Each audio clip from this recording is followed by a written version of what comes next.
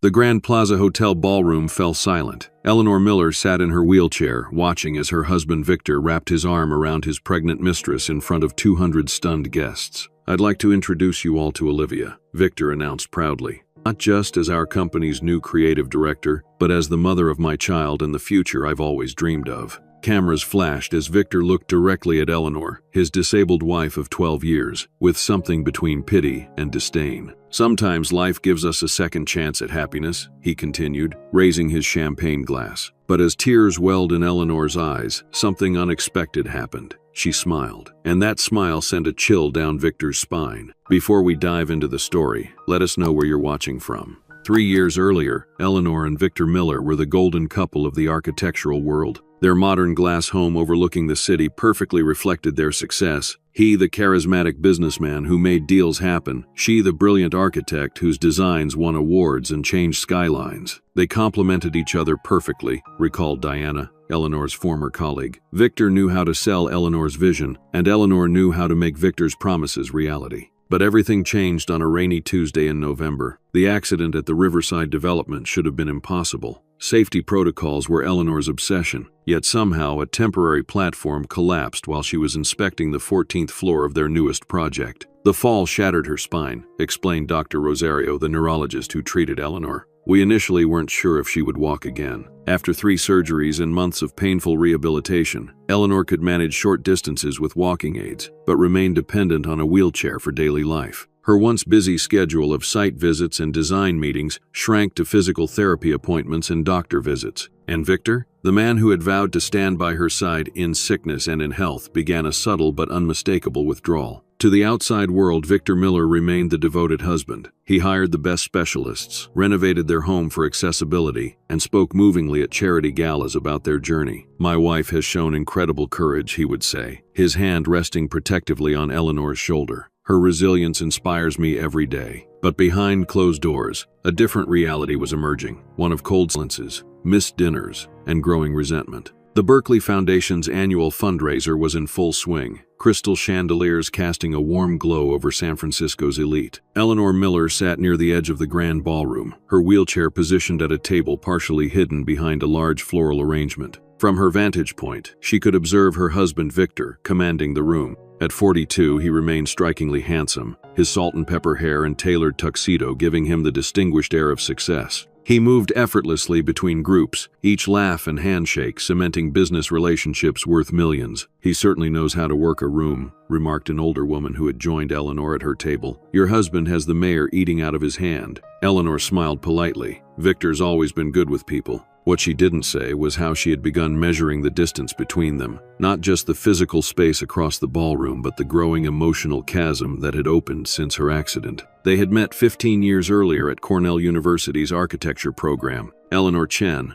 the serious student from a family of engineers, and Victor Miller, the charismatic scholarship student with big dreams and even bigger ambition. "He asked me to review his project," Eleanor later told her sister Elise. "It was terrible, all flash, no function. I told him his beautiful tower would collapse in the first strong wind." Instead of being offended, Victor had laughed and asked her to dinner. "Teach me," he'd said. "I want to learn from the best." Their romance bloomed quickly. Victor's charm balanced Eleanor's intensity. Her precision complemented his vision. By graduation, they were partners in every sense, launching Miller plus Chen Sustainable Design with nothing but student loans and determination. Their early projects were small, a restaurant renovation, an eco-friendly dental office, but their reputation grew steadily. Eleanor's innovative designs prioritized sustainability and accessibility long before they became industry buzzwords. Victor secured the clients and financing, his natural charisma opening doors that remained closed to many young architects. The watershed moment came 8 years ago,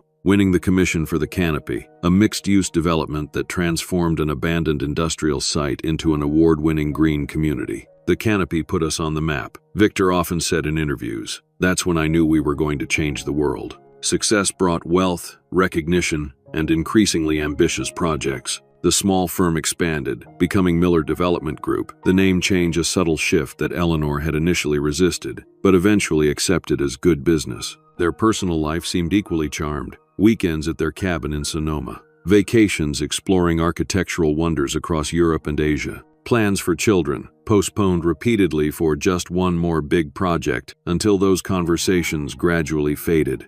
At the gala, Eleanor checked her watch. It was nearly 10, and Victor had barely acknowledged her since their arrival. She watched as he chatted animatedly with Jessica Lang, the city planning commissioner whose approval they needed for their newest development. Eleanor's phone buzzed with a text from Martina. "Don't forget your 10 p.m. medication. How's the gala? Surviving the small talk?" Eleanor smiled, grateful for her physical therapist's concern. Martina was one of the few bright spots in her post-accident life. Tough during their sessions, but unfailingly supportive beyond them. Watching Victor work his magic, she typed back, "I'm practically invisible." "Their loss," Martina replied immediately. "Want me to come kidnap you? I make a very convincing medical emergency." Eleanor chuckled, drawing a curious glance from her table mate. "Tomorrow's session still at 2? She texted back, "Yes, and wear comfortable clothes. We're trying something new." Eleanor was about to respond when she noticed Victor approaching with Commissioner Lang. "And here's the creative genius behind our accessibility initiatives," Victor announced warmly, his hand settling on Eleanor's shoulder with practiced affection. "My wife insists every Miller project must be accessible to everyone." Eleanor forced a smile. "It's just good design. Buildings should work for all people." "So admirable," the commissioner gushed. "Victor was just telling me about your accident. Such a tragedy for someone so talented."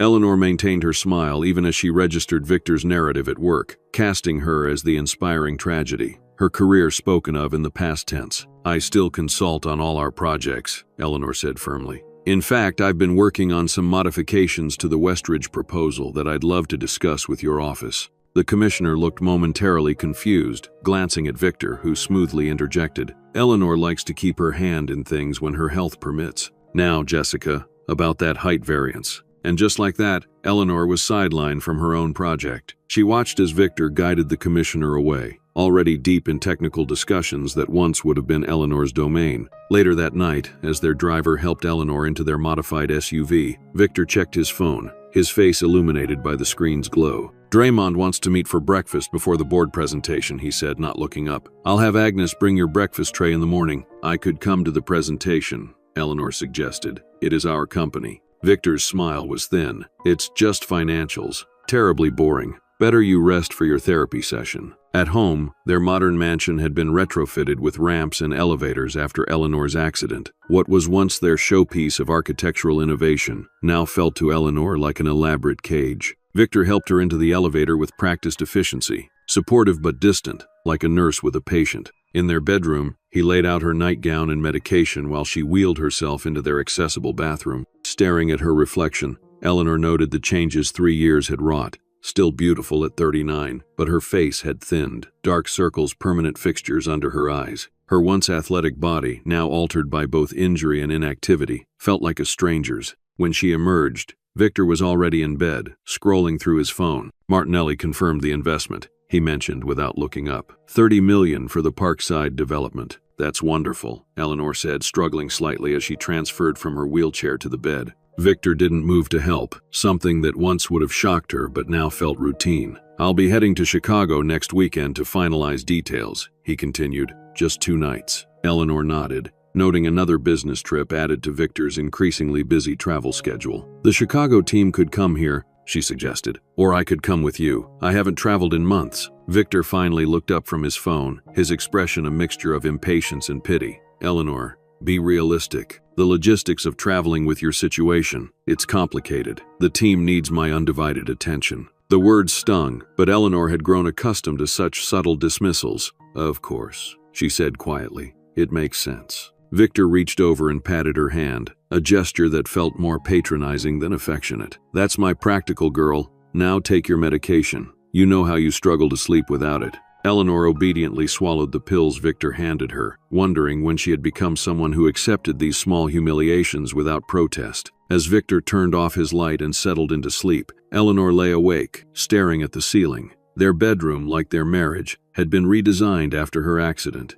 Her adjustable hospital-grade bed positioned for accessibility, separated from Victor's premium mattress by a discreet but unbridgeable gap. The next morning, Eleanor woke to an empty house. Victor had left early for his meeting with Draymond, leaving a handwritten note propped against the coffee pot. "Breakfast in fridge. Agnes comes at 10. Remember your pills." Eleanor crumpled the note. irritated by its presumptive tone. She made her own coffee, stronger than the weak brew Agnes prepared, and wheeled herself to Victor's home office. Since her accident, Eleanor had gradually been excluded from the daily operations of their company. Her architect's license remained active, but her designs were increasingly modified by the firm's growing team, with Victor's approval. She scanned Victor's immaculate desk, looking for the Westridge proposal she'd mentioned to Commissioner Lang. Nothing. The computer was password protected, and Eleanor realized with a jolt that she no longer knew Victor's password, something that would have been unthinkable 3 years ago. She was about to leave when her phone buzzed with a text from an unknown number.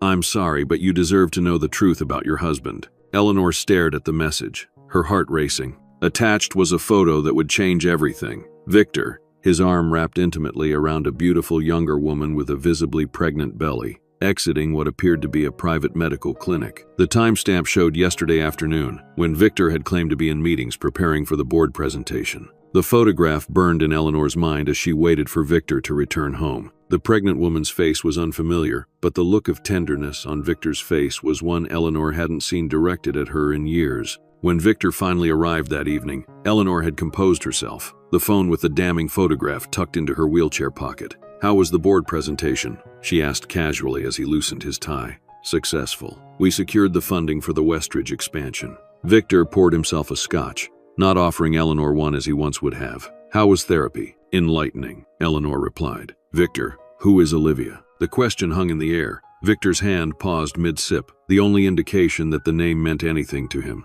"Olivia Rhodes," he said smoothly after a beat. "Our new project manager for Westridge. Why do you ask?" Eleanor held his gaze. "Is there something you want to tell me about your relationship with her?" Victor set down his glass with careful precision. "She's a talented professional I'm mentoring. Eleanor, what is this about?" Without a word, Eleanor took out her phone and showed him the photograph. Victor's expression hardened, but he didn't appear particularly shocked. "You're having me followed now?" His voice was cold. "Someone sent this to me. I don't know who." Victor's laugh was humorless. "And you immediately jumped to the worst conclusion. That's your problem, Eleanor. You've become so bitter." "She's pregnant, Victor." "Yes, she is. And her husband is very excited about it." Victor's lie was delivered with practiced conviction. "I was accompanying her to her appointment because she felt faint at the office. As her mentor, I was concerned." Eleanor wanted to believe him. Part of her, the part that remembered the man who had once adored her, desperately needed his explanation to be true. "Her husband," Eleanor repeated quietly. "Greg Rhodes. Works for Goldman. You met him at the Christmas party." Victor's details were specific, convincing. "Is that really what you think of me, Eleanor? That I would be carrying on with a married pregnant woman?" Put that way, it sounded absurd. Eleanor felt doubt creeping in. "The person who sent this suggested." "Who sent it?" Victor interrupted, suddenly alert. "Sounds like someone trying to cause trouble, probably jealous of our success." When Eleanor admitted she didn't know, Victor nodded knowingly. "Anonymous accusations aren't worth your energy. Now I need to review some contracts before dinner." As Victor left the room, Eleanor felt a familiar disorientation, the sensation that perhaps she was the unreasonable one, seeing problems where none existed. It was a feeling that had grown increasingly common since her accident, but something about Victor's too-perfect explanation nagged at her. That night, she lay awake long after Victor had fallen asleep, her mind returning to small inconsistencies in his behavior over recent months. The next morning, Eleanor made a decision.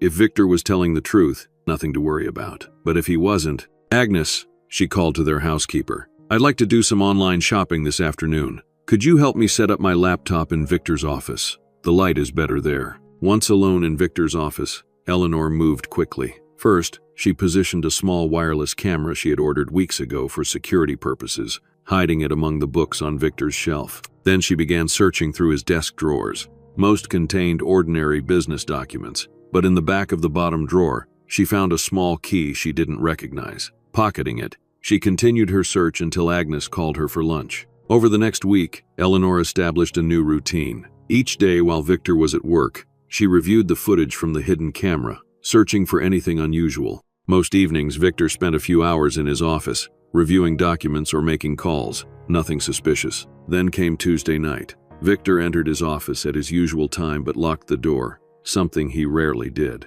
Eleanor watched the live feed on her tablet as he made a call, his voice too low to hear clearly, but his expression was unmistakably intimate, his smile private. After the call, Victor unlocked his desk with the small key Eleanor had discovered, the same drawer that had appeared empty during her search. He removed what looked like a small black book and made several notes before returning it and relocking the drawer. The next day, while Victor was at a construction site, Eleanor used the key she had found. The black book was a separate ledger, documenting transfers to offshore accounts not mentioned in any of their joint financial statements. Large sums, hundreds of thousands of dollars, moving to numbered accounts in the Cayman Islands. More disturbing were the notes in the margins. "O apartment deposit, O car, O medical, O Olivia." Eleanor photographed every page before returning the book exactly as she had found it. That same afternoon, she called Diana, her former colleague from their early days at Miller Plus Chen. "Eleanor, it's been ages." Diana sounded genuinely pleased to hear from her. "How are you doing?" "Managing," Eleanor replied. "Diana, I need to ask you something confidentially. Do you know anything about a project manager named Olivia Rhodes?" A pause. "Olivia? Young, stunning, always dressed impeccably, about 30. "That sounds right. She's been at Miller for about a year now. Rising star." Diana hesitated. "Eleanor, there's been talk." "About?" "Victor seems particularly invested in her career. Late meetings, private lunches. The office gossip machine works overtime whenever together." Diana sighed. "I didn't want to say anything without evidence. After everything you've been through." Eleanor's suspicions crystallized into certainty. "Thank you for being honest. One more thing. Is she married? To someone named Greg Rhodes?" Diana's laugh confirmed what Eleanor already knew. "Olivia? No, she's definitely single. Makes a point of mentioning it, actually." After ending the call, Eleanor felt a strange calm descend. The pain of confirmation was mixed with validation. She wasn't imagining things or being paranoid. That evening, she watched Victor more carefully, noting how he checked his phone whenever it buzzed, the slight smile when reading certain messages. After dinner, he announced another business trip for the following week. 3 days in Seattle for the McKinley project, he said casually. "How interesting," Eleanor replied, keeping her voice neutral. "I thought the McKinley presentation wasn't until next month." Victor barely hesitated. They moved up the timeline. These developers are always impatient. Another lie. Eleanor had seen an email on Victor's computer screen just that morning, confirming the McKinley presentation for its original date. After Victor retired to his office, Eleanor wheeled herself to the guest room and opened her laptop. It was time to be methodical. She created a secure document and began listing everything she knew for certain. Victor was lying about Olivia's marital status. He was transferring large sums of money to undisclosed accounts. Some of these funds appeared to be supporting Olivia. He was lying about his travel schedule. She needed more evidence, but her instincts told her this was just the beginning. The Victor she had married would never have betrayed her this way. When had he changed? Or had he always been capable of this deception, and she had simply been too in love to see it? The next morning, Eleanor called Martina, her physical therapist. "I need a favor," she said without preamble. "Something outside your professional duties." "I'm intrigued," Martina replied, "and concerned." Eleanor hesitated, then decided complete honesty was necessary. "I need you to help me follow my husband. I believe he's having an affair."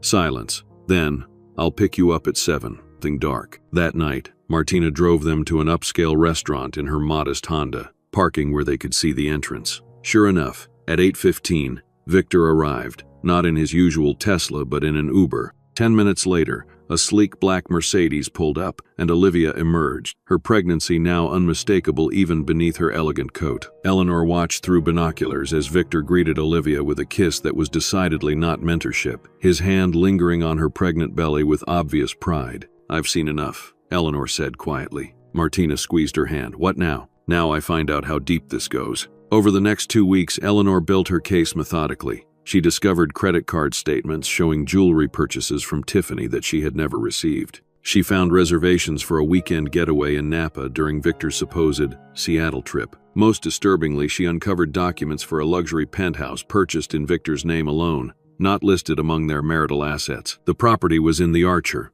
their newest residential tower still under construction. Then came the most painful discovery of all. While searching Victor's home office for more financial records, Eleanor found a small velvet box hidden beneath false bottom of his desk drawer. Inside was not jewelry, but a sonogram image labeled Baby Miller, 24 weeks, with Olivia's name clearly printed at the top. Eleanor was staring at the image, tears blurring her vision, when she heard Victor's voice behind her. "What the hell do you think you're doing?"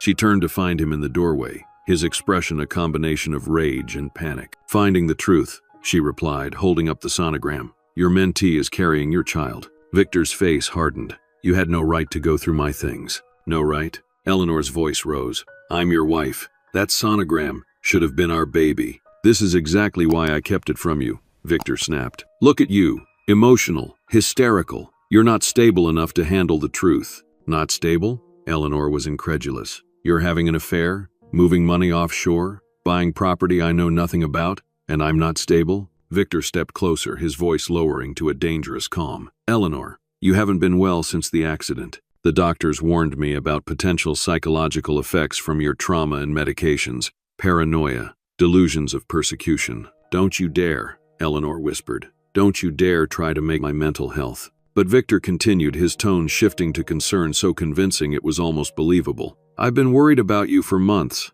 These conspiracy theories, the hidden cameras, yes, I found it," he added, seeing her surprise. "Eleanor, you need help. What I need is a divorce lawyer," she replied. Something flashed in Victor's eyes. "Calculation, not pain, if that's what you think is best. But I should warn you, any judge will take your mental state into consideration when dividing assets, especially given how unpredictable you've been since the accident." The threat was implicit but clear. "Challenge me, and I'll make you look unstable." But Victor continued, his tone shifting to concern so convincing it was almost believable. "I've been worried about you for months. These conspiracy theories, the hidden cameras, yes, I found it," he added, seeing her surprise. "Eleanor, you need help. What I need is a divorce lawyer," she replied. Something flashed in Victor's eyes. "Calculation, not pain, if that's what you think is best. But I should warn you, any judge will take your mental state into consideration when dividing assets, especially given how unpredictable you've been since the accident." The threat was implicit but clear. "Challenge me, and I'll make you look unstable." After Victor left, Eleanor sat shaking in her wheelchair,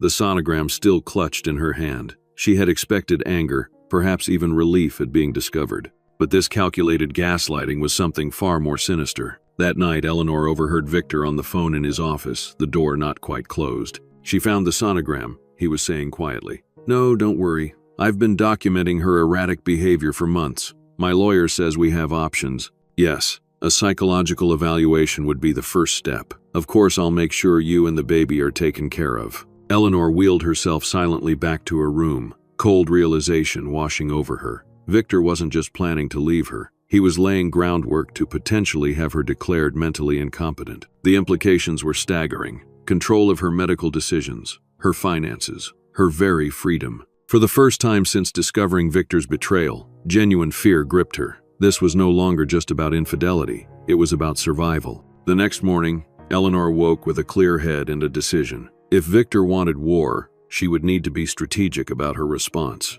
Acting emotionally would only play into his narrative about her mental instability. She began with her medications. For months, she had accepted without question the pills Victor provided each morning and evening, a combination of pain management, muscle relax, and sleep aids prescribed by various specialists. "Martina," she asked during their next therapy session, "would you look at something for me?" She showed Martina the collection of pill bottles from her bathroom cabinet. Martina examined each one carefully, her expression growing increasingly troubled. "Eleanor, how long have you been taking this combination?" "About 8 months." "Why?" Martina pointed to 2 of the bottles. "This muscle relaxant at this dosage would make anyone foggy and disoriented. And this one isn't typically prescribed for your type of injury anymore. It's known to cause memory issues and confusion in long-term use." A cold feeling settled in Eleanor's stomach. "Victor manages my medication schedule. He says it's too complicated for me to track while I'm on them." Martina's face hardened. "I think it's time you see a different neurologist, one you choose yourself." Dr. Sarah Winters,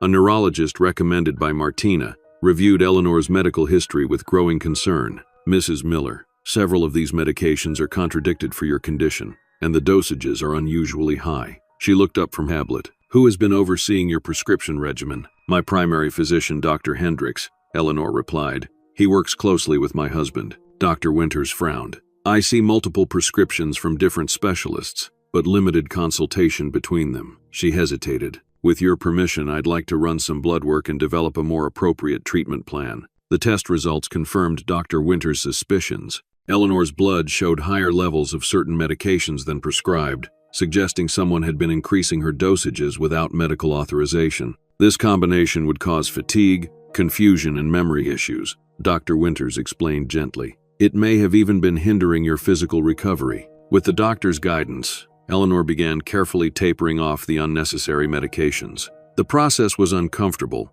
but within 2 weeks, she noticed significant differences. Her mind felt sharper, her energy improved, and most tellingly, her physical therapy sessions showed measurable progress. You've advanced more in the past 10 days than in the previous 3 months, Martina noted during a particularly successful session. Meanwhile, Eleanor continued building her case against Victor, now with a clearer mind and renewed purpose. She hired a private investigator recommended by Dr. Winters, who had unfortunately seen similar cases of medical manipulation in her practice. The investigator, Clara Jenkins, was efficient and discreet. Within days, she provided Eleanor with a comprehensive timeline of Victor's relationship with Olivia Rhodes, including evidence they had been involved for over 16 months, predating Eleanor's accident. They met at a development conference in Chicago, Clara explained, showing Eleanor photographs from the event. According to my sources, she was hired at Miller Development less than a month later. Eleanor stared at the images of Victor and Olivia at a hotel bar, his hand resting possessively on her lower back. The timestamp showed February of last year,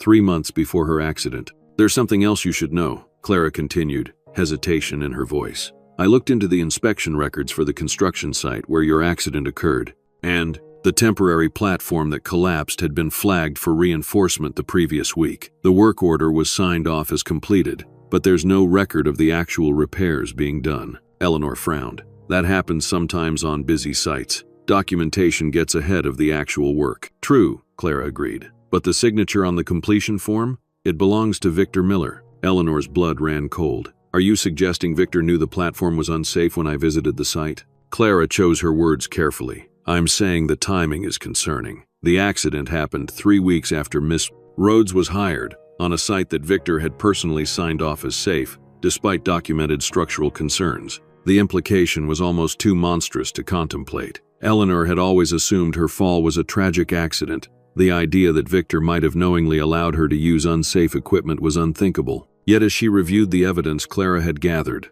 disturbing patterns emerged. After her accident, Victor had taken control of her medical care with surprising efficiency. He had insisted on specific doctors, managed all her medications, and gradually isolated her from colleagues and friends. It's too much for you right now, he would say whenever she mentioned visiting the office or attending industry events. Focus on your recovery. Eleanor reached out to Diana again, this time with more specific questions about her attempted return to work 6 months after the accident. I always thought it was strange, Diana admitted. You were scheduled to come back part-time. Your office was ready. And then suddenly Victor announced you'd had a setback and needed more time. I don't remember any setback, Eleanor said slowly. Victor told me the accessibility accommodations weren't ready yet. Diana's silence spoke volumes. Eleanor, the accommodations were completed 2 weeks ahead of schedule. I oversaw them myself. The picture becoming clearer was deeply disturbing. Victor hadn't just been unfaithful. He had been systematically undermining Eleanor's recovery and independence while creating a narrative of her being too disabled and mentally unstable to function professionally.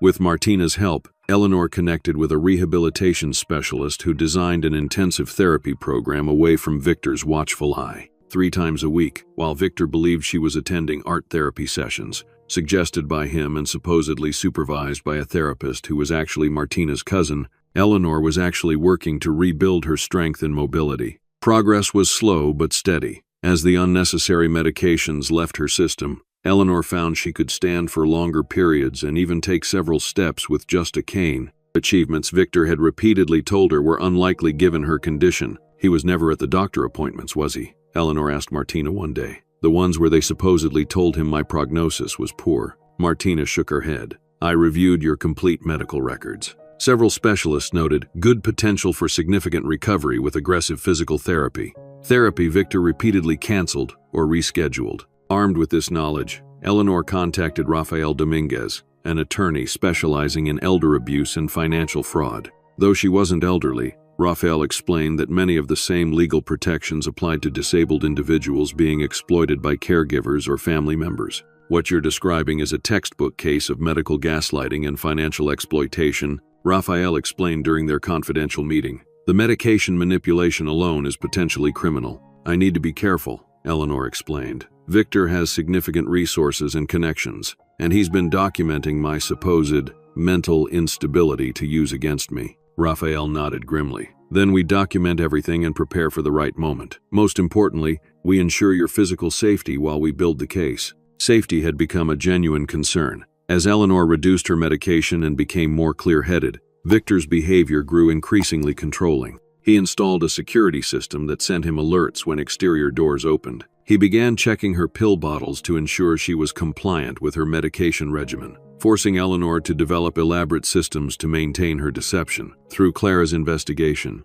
Eleanor discovered something even more alarming. Victor had consulted with a lawyer specializing in conservatorships for mentally incapacitated adults. He's laying groundwork to take legal control of your affairs, Raphael warned when Eleanor shared this information. We need to accelerate our timeline. Eleanor agreed, but insisted they be thorough. I want him exposed completely, not just the affair, but everything. The financial fraud, the medical manipulation, and possibly his role in my accident. The final piece fell into place when Clara located Marcus Jones, a former security guard from the construction site where Eleanor's accident occurred. Initially reluctant to speak, Marcus finally agreed to meet Eleanor at Raphael's office. I wasn't supposed to be there that day, Marcus explained nervously. I switched shifts with another guard. That's why he came to me afterward. He? Eleanor prompted. Your husband. 2 days after your accident, he asked me to delete specific footage from the security server. Marcus couldn't meet Eleanor's eyes. He said it showed you in a private moment,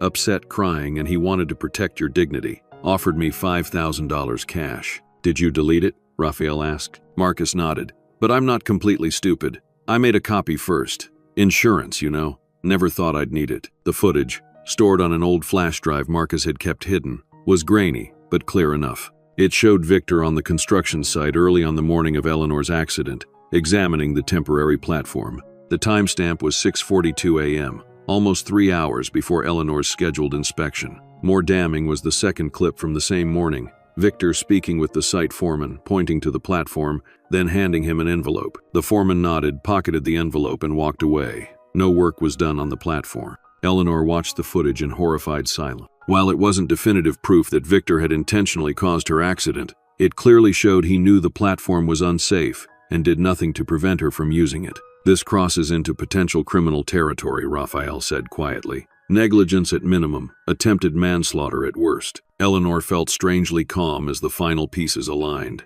We need copies of everything. Secure copies Victor can't access or destroy. As they developed their strategy, Eleanor learned from Diana that Victor was planning the company's annual gala, traditionally held at a hotel downtown, at their home instead. He says it's to make it easier for you to attend, Diana explained, doubt evident in her voice. Eleanor immediately recognized the opportunity this presented. When exactly is this happening? 3 weeks from Saturday. Victor's being very hands-on with the planning. Through careful observation and strategic questions, Eleanor discovered the true purpose of hosting the gala at their home. Victor planned to announce Olivia as both his new business partner and publicly introduce her as the mother of his child, effectively declaring his new future while Eleanor was present. It's breathtakingly cruel, Martina said when Eleanor shared this discovery. To humiliate you in your own home, in front of colleagues and friends. Eleanor's smile was tight. Actually, it's perfect. He's creating exactly the stage I need.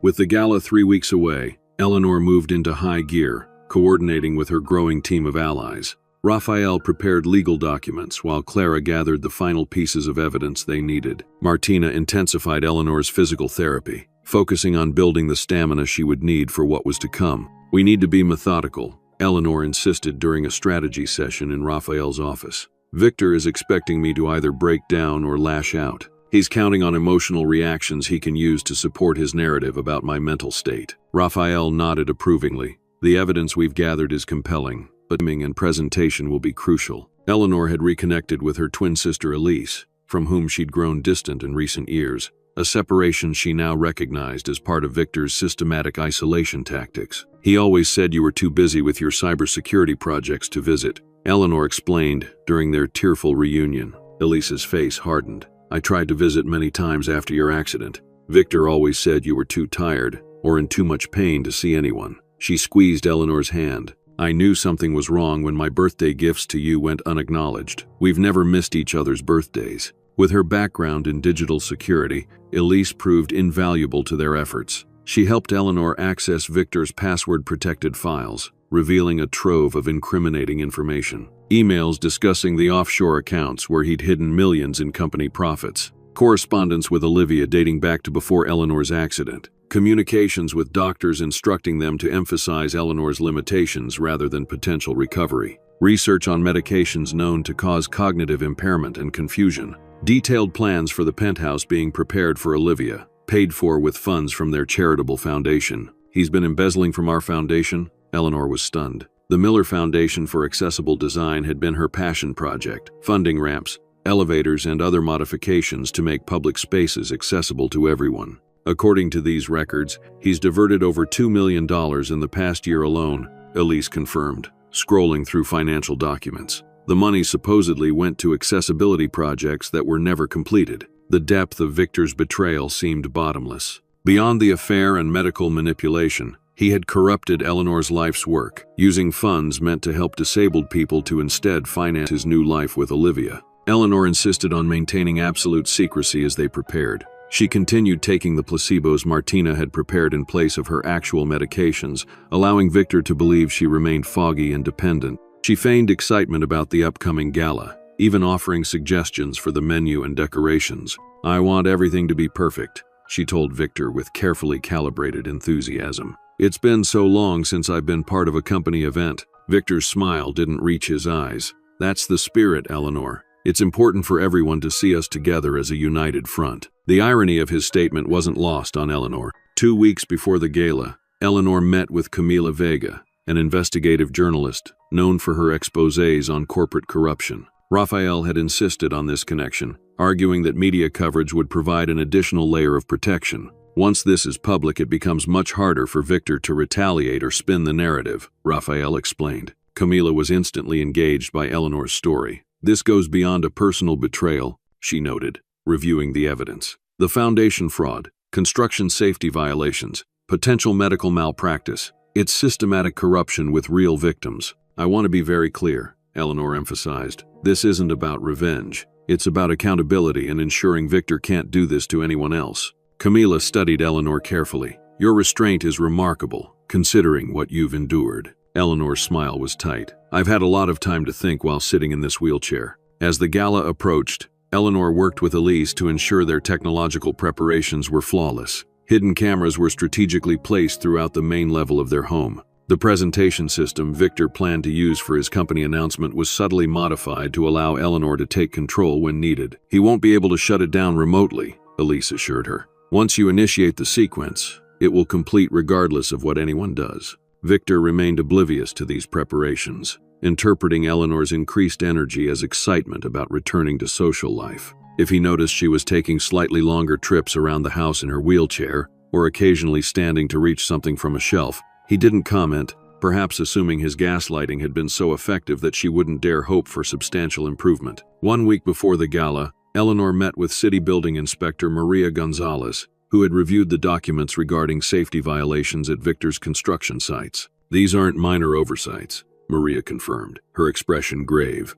"We're talking about systematic disregard for basic safety protocols. If these allegations prove accurate, Miller Development could face significant and possibly criminal charges." Eleanor provided copies of all relevant documents. "I want this handled through proper channels," she insisted. "My personal situation aside, people's lives are at risk." The night before the gala, Eleanor sat in her studio, the one room in their home that remained truly hers. Once filled with architectural models and design plans, it now contained her careful documentation of Victor's betrayal. Every piece of evidence was backed up in multiple secure locations, with copies in Raphael's possession, Elise's encrypted servers, and a safe deposit box accessible only to Eleanor. Her phone buzzed with a text from Martina. "Everything in place for tomorrow. Are you ready?" Eleanor looked at herself in the mirror. The woman who stared back was no longer the broken, confused person Victor had cultivated. Her eyes were clear, her posture straight even while seated in her wheelchair. The unnecessary medications had cleared from her system,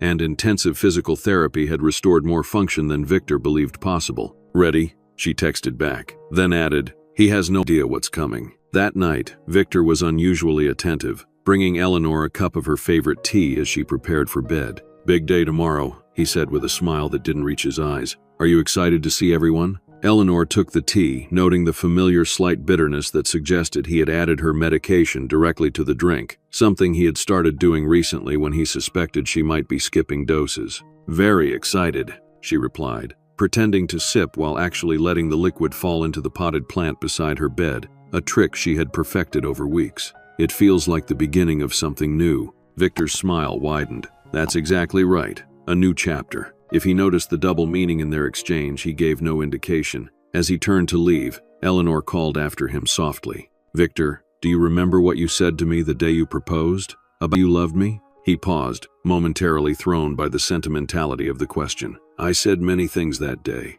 You said you loved my mind, that I was the smartest person you'd ever met. Eleanor's smile was gentle. I've been thinking about that lately. Victor's expression flickered with something, perhaps a moment of genuine regret, before his mask of attentive husband returned. Get some rest, Eleanor. Tomorrow is an important day. As the door closed behind him, Eleanor whispered to the empty room, Yes, it certainly is. The day of the gala arrived with perfect weather. A crisp autumn evening showed their modernist glass home to its best advantage. Professional decorators had transformed the main floor into an elegant venue with floral arrangements, subtle lighting, and a small stage area where Victor would deliver his announcements. Eleanor spent the morning in careful preparation. She selected a midnight blue gown she had worn to a charity event 3 years earlier, the last major function she had attended before her accident. Victor had always said it was his favorite, though he raised an eyebrow when she requested Agnes help her into it. Are you sure that's appropriate? He asked, glancing at her wheelchair.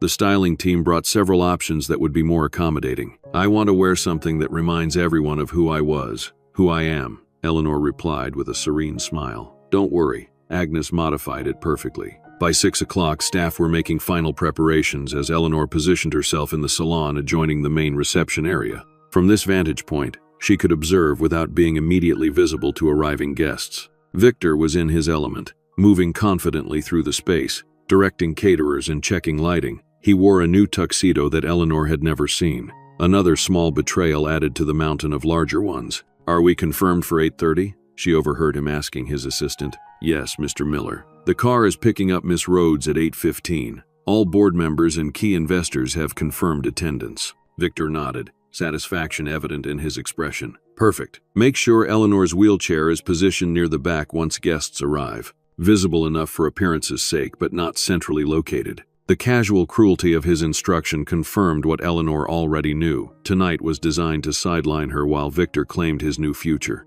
Guests began arriving at 7. Eleanor watched as Victor greeted each one warmly, playing the role of successful businessman and devoted husband. When he eventually wheeled her out to join the reception, his hand rested possessively on her shoulder as he guided her through carefully scripted interactions. Eleanor has been so looking forward to seeing everyone, he would say, patting her hand. Haven't you, dear? Eleanor played her part perfectly, present but subdued, smiling appreciatively as colleagues and business associates told her how well she looked. As Victor had instructed, staff eventually positioned her wheelchair in a corner of the main room, partially obscured by a large floral arrangement. By 8:30, the gala was in full swing. Nearly 200 guests filled their home, board members, investors, city officials, and prominent members of the architectural community. Eleanor noticed several key figures with whom Victor had been cultivating relationships: Mayor Harrison, Commissioner Lang, and Draymond Jefferson, the venture capitalist whose investment had expanded Miller Development into 3 new states. At precisely 8:40, a sleek black car pulled up outside. Eleanor watched through the window as Victor stepped out to personally greet Olivia, resplendent in a form-fitting gold gown that accentuated her pregnant belly. He kissed her cheek with familiar intimacy, his hand lingering on her waist as he guided her inside. The room subtly quieted as they entered, guests noticing the pregnant newcomer and the proprietary way Victor introduced her to key contacts. Eleanor observed the quick, uncomfortable glances cast in her direction, people connecting the dots and realizing something significant was unfolding. At 9 o'clock, Victor clinked his glass for attention, moving to the small stage area where a projection screen displayed the Miller Development logo. Friends, colleagues, esteemed partners, he began, his voice carrying confidently across the hushed room. Thank you for joining us in our home for this special evening. Eleanor noted his deliberate use of our home, maintaining the facade of their ship even as he prepared to dismantle it publicly. Miller Development has always been about vision,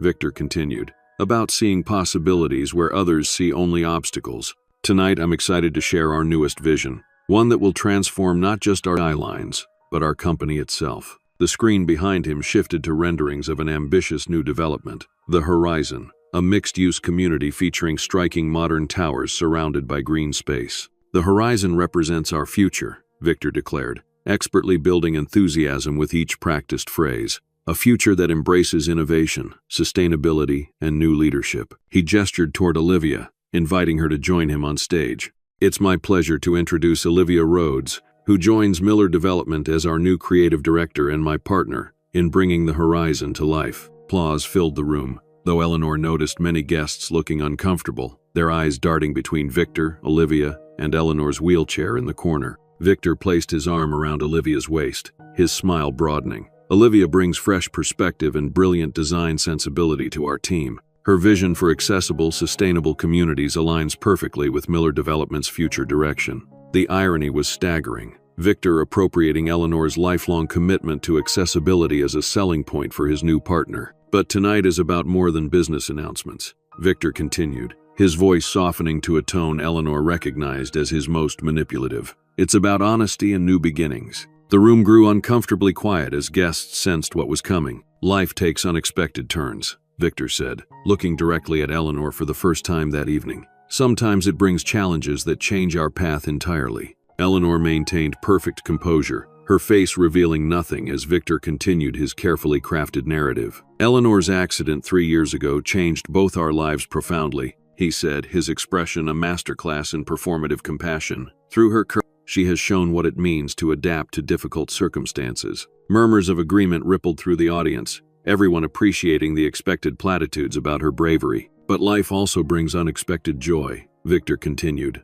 turning to Olivia with undisguised affection. Sometimes, when we least expect it, we're offered a second chance at happiness. With theatrical timing, Victor took Olivia's hand and placed it over her pregnant belly. Olivia and I are expecting a child together in 3 months. A son who represents the future I've always dreamed of. The room erupted in confused reactions, gasps, muttered conversations, and uncomfortable shuffling. All eyes turned to Eleanor, expectantly waiting for the breakdown Victor had anticipated. Instead, Eleanor smiled and began slowly wheeling herself toward the stage. Eleanor, Victor said, warning in his voice as she approached. Perhaps you should. I'd like to say something if I may. Eleanor interrupted, her voice clear and strong. Not the timid tone Victor had grown accustomed to. After such a significant announcement, Victor's face flickered with uncertainty, but refusing her would appear callous in front of so many witnesses. Of course, he tightly, offering her the microphone with obvious reluctance. Eleanor positioned her wheelchair center stage between Victor and Olivia.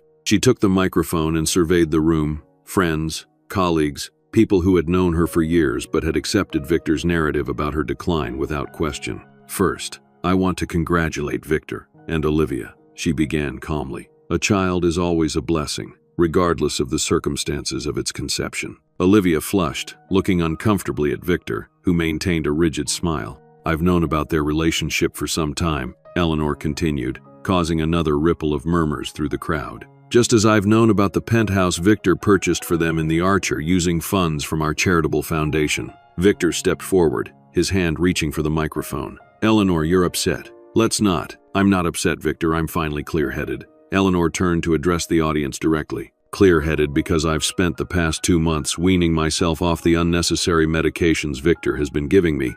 Medications that kept me confused, weak, and dependent. The room fell completely silent. You see, Victor didn't just betray me with an affair, Eleanor explained, her voice steady. He systematically undermined my recovery from the very beginning. With practiced precision, Eleanor activated the remote control hidden in her hand. The screen behind them switched from the Horizon renderings to medical records detailing her prescription regimen. These are my actual medical records, she explained as the documents displayed. And these, the screen split to show a second set of records, are the modified versions Victor provided to my care team, increasing dosages and adding medications known to cause cognitive impairment. Victor's face drained of color. This is exactly what I was concerned about, he said loudly, attempting to regain control. Eleanor has been experiencing paranoid delusions. Her doctors have been monitoring. My doctors? Eleanor interrupted. You mean the specialists you carefully selected and met with privately before my appointments? The ones who received specific instructions about emphasizing my limitations rather than potential recovery. The screen changed again, now showing emails between Victor and various medical professionals, his instructions highlighted in damning detail. Eleanor continued methodically, her voice remaining calm. But the medication manipulation was just one part of a larger plan. Victor needed control of our finances without my involvement. The projection shifted to financial records showing the offshore accounts, property purchases, and foundation fund transfers Victor had concealed. Over the past 2 years, Victor has diverted more than $8 million from our company and charitable foundation, Eleanor explained. Money that was meant to fund accessibility projects but instead financed his new life with Olivia, including the penthouse and the $200,000 Mercedes parked in her garage. Draymond Jefferson stood up from his seat. Victor, is this accurate? Foundation funds used for personal expenses? Before Victor could respond, Eleanor continued her methodical exposure. Perhaps most disturbing was discovering Victor's role in my accident 3 years ago. The screen changed to show the security footage Marcus had provided. Victor examining the unsafe platform, then paying the foreman to ignore it just hours before Eleanor's fall. This footage was deleted from the construction site's security system 2 days after my accident, Eleanor explained. Fortunately, a conscientious security guard made a backup. Victor finally broke, lunging toward Eleanor. Enough. You have no idea what you're talking about. You're confused, delusional. Several guests moved forward to restrain him, shocked by his aggressive movement toward his disabled wife. I'm not confused, Victor, Eleanor replied calmly. Not anymore. Then, in the moment she had been preparing for weeks, Eleanor engaged the brake on her wheelchair, placed her hands on the armrests, and slowly, deliberately stood up. A collective gasp filled the room as Eleanor rose to her full height, steadied her, and took a single step forward, then another. Reaching into the small bag attached to her wheelchair, she removed a folding cane and extended it. Thanks to proper medical care and intensive physical therapy, she said, standing tall before the stunned audience. I've regained significantly more function than Victor wanted anyone to know was possible. Victor's face contorted with rage and disbelief. This is a performance, he sputtered. She can barely. I can walk with assistance, Eleanor corrected him. I can stand for 20 minutes. I can think clearly. All things you worked very hard to prevent, Victor. She turned back to the audience. I'm not sharing this tonight out of vengeance, but accountability. Victor's actions harmed not just me, but everyone who believed in our company's mission and donated to our foundation. Mayor Harrison stepped forward. Mrs. Miller, these are serious allegations. If they're accurate, every document I've shown has been verified, Eleanor confirmed. And I've provided complete copies to the district attorney's office, the state medical board, and the Securities and Exchange Commission. As if on cue, the front door opened to admit several individuals in suits, representatives from law enforcement and regulatory agencies who had been waiting for Eleanor's signal. Mr. Miller, announced a stern-faced woman who identified herself as Special Agent Larson from the FBI's Financial Crimes Division.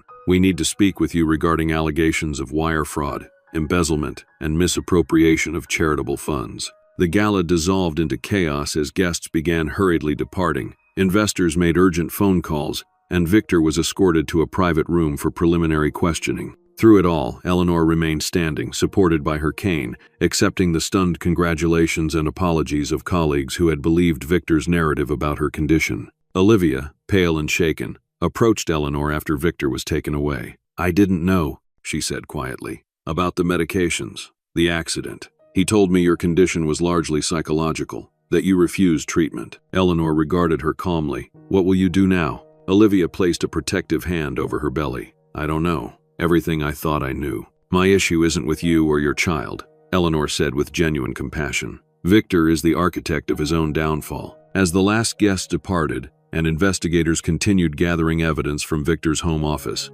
Eleanor finally returned to her wheelchair, not from inability to stand longer, but from the simple fatigue of an emotionally exhausting evening. Martina appeared at her side, having waited outside until the confrontation was complete. You were magnificent, she said, squeezing Eleanor's shoulder. Eleanor looked around the empty room, at the remnants of the gala that was supposed to be her public humiliation, but had instead become Victor's downfall. It's strange, she mused quietly. I spent 3 years feeling trapped in this chair while Victor walked free. Now I can stand, and he's the one whose freedom is in jeopardy. Poetic justice, Martina replied with satisfaction. Eleanor shook her head. Not justice. Not yet. It's a start. 1 month later, Mrs. Miller, "Thank you for agreeing to this interview," Camila Vega said, adjusting her chair as the camera crew made final lighting adjustments in Eleanor's studio, now transformed into a bright, creative space once again filled with architectural models and design plans. Eleanor sat in a comfortable armchair rather than her wheelchair, though her cane rested visibly against the side table. "I think it's important to share this story," she replied. "Not for my sake, but for anyone who might be experiencing something similar." Camila nodded. "Your case has certainly sparked important conversations about gaslighting, medical manipulation, and financial exploitation within marriages." The interview that followed was comprehensive but dignified. Eleanor recounted the gradual realization of Victor's betrayal, the evidence gathering, and her strategic approach to exposing him. "Many people have called your gala confrontation the perfect revenge," Camila noted. "How do you respond to that characterization?" Eleanor considered the question carefully. It wasn't about revenge. It was about truth and accountability. "Victor didn't just betray me personally. He violated his professional obligations, endangered workers through safety violations, and misappropriated charitable funds meant to help disabled people. And yet the personal betrayal was profound," Camila pressed gently. "Yes," Eleanor acknowledged. "Finding out your spouse has manipulated your medical care to maintain control. It's a violation that's difficult to describe, but focusing solely on the personal aspect minimizes the broader implications." The interview covered the ongoing legal proceedings against Victor, who faced multiple federal charges for wire fraud, embezzlement, and financial crimes. The district attorney was still investigating whether charges related to Eleanor's accident could be supported by the available evidence. "Victor maintains his innocence regarding your fall," Camila noted. "He claims the security footage shows only routine site inspection and legitimate payment to the foreman." Eleanor nodded. "The evidence isn't conclusive on that point, but the pattern of behavior afterward, taking control of my medical care, isolating me from colleagues, manipulating my medication, speaks volumes." After the cameras stopped rolling, Camila stayed for tea, curious about Eleanor's next steps. "The foundation has been completely restructured," Eleanor explained. "We've appointed a new board and implemented strict oversight protocols. Every dollar promised for accessibility projects will be delivered." "And Miller Development?" "Renamed Chen Design Group," Eleanor said with a small smile. "We're honoring all existing contracts but shifting focus back to sustainable, accessible architecture rather than luxury developments." Across town, Victor sat in his attorney's office, reviewing the mounting legal challenges he faced. Beyond the criminal charges, Eleanor had filed civil suits for medical manipulation and financial fraud. The SEC investigation had frozen most of his assets, and former business partners were distancing themselves rapidly. "The plea deal is your best option," his criminal defense attorney advised. "The financial evidence is overwhelming." Victor's fall had been swift and complete. The luxury penthouse intended for Olivia had been reclaimed by the restructured foundation. His reputation was in tatters, former colleagues refusing his calls. Even his parents had expressed their disappointment and shame after watching Camila's investigative report detailing his actions. Olivia had severed ties completely after learning the full extent of his manipulation, cooperating with investigators in exchange for immunity. She had returned to her hometown in Oregon, determined to raise her child away from the scandal Victor had created. Meanwhile, Eleanor focused on rebuilding, not just her life, but her contributions to architecture and accessibility. With Martina's continued support, her physical recovery progressed steadily. Though she still used her wheelchair for longer outings, she could now walk with a cane for substantial periods, and her doctors were increasingly optimistic about continued improvement. "The human body is remarkably resilient when given proper support," Dr. Winters told her during a follow-up appointment, "as is the human spirit, evidently." 3 months later, the Chen Design Group's first major project under Eleanor's renewed leadership was unveiled to significant industry acclaim. The Phoenix Center, named with deliberate symbolism, was a rehabilitation facility specifically designed for patients recovering from spinal injuries and other mobility-limiting conditions. "Every aspect of this building is designed to support recovery while maintaining dignity," Eleanor explained during the press conference. "From the therapeutic gardens to the adaptable living spaces,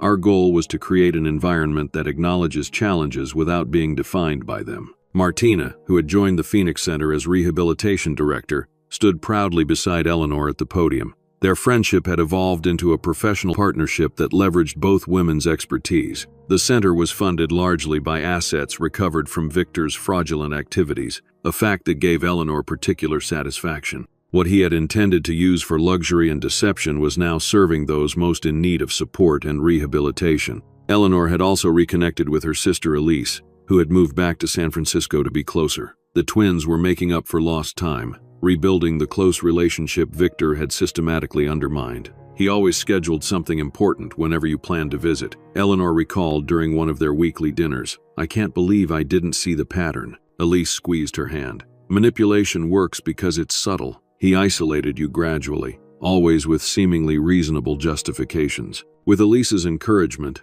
Eleanor had begun writing a book about her experience, hoping to help others recognize the warning signs of gaslighting and financial exploitation. The drafts were painfully honest, detailing both Victor's tactics and her own gradual surrender of autonomy. It's the small concessions that are most dangerous, she wrote. Each one makes the next slightly easier to accept, until one day you find yourself living someone else's version of your life. 6 months later, Victor's legal proceedings concluded with a plea agreement that included significant prison time, financial restitution, and the permanent surrender of his architectural and development licenses. The evidence of his financial crimes had been too overwhelming to contest effectively. Though prosecutors ultimately couldn't prove beyond reasonable doubt that he had deliberately caused Eleanor's accident, the circumstantial evidence and pattern of behavior afterward had been damning enough in the court of public opinion. At Victor's sentencing hearing, Eleanor delivered a victim impact statement that resonated far beyond the courtroom, as it was reported in architectural journals